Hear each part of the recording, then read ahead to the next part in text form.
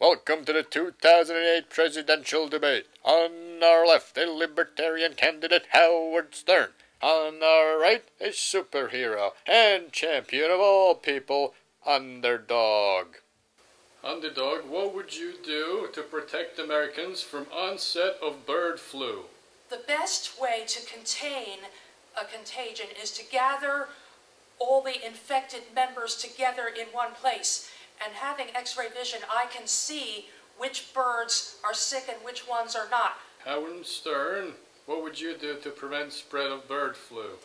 I would hire tons of cats to eat only birds with the avian flu. In doing that, the cats could very well get sick from the birds, and then you'd have a great many feline deaths on your hands. Oh, that's just rubbish. Okay, Underdog, how do you feel about terrorism?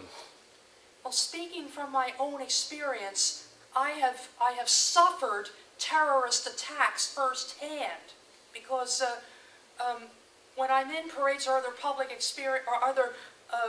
public appearances, there are disrespectful, perverse fans of Howard Stern who make it a point to make me as miserable as possible by yelling his name and repeating vulgar statements that he made when I appeared on his TV show. Okay, Howard Stern, how would you deal with a gas and oil crisis? I definitely do care about that.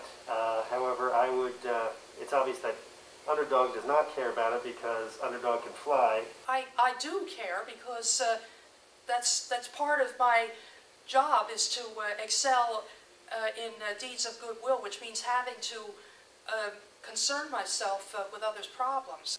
Okay, Underdog, how would you have handled a Katrina disaster in New Orleans?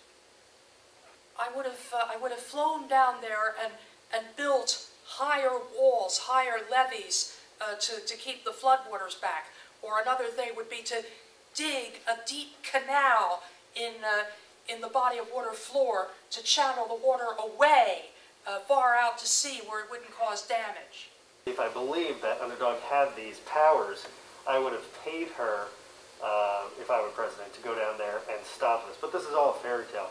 So really what I would have done is sent everyone a few days before U-Hauls and let them get themselves out. Underdog, if you're elected president, how long would it take for you to find Osama bin Laden?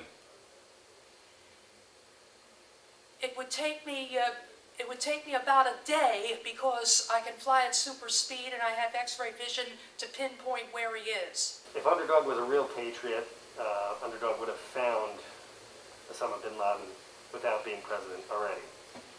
I had many other calls of rescue missions to answer to. Howard Stern, how would you solve the problem in Iraq? I would have a crack force of midgets and lesbians and lesbian midgets that I would send over to Iraq.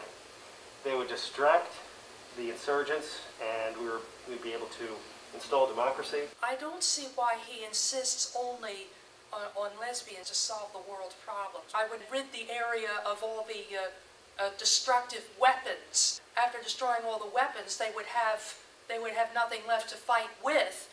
What if they use sticks? With sticks in the hand, you gather all the sticks together and make fire to cook food. Well, what if terrorists use those sticks to beat each other with?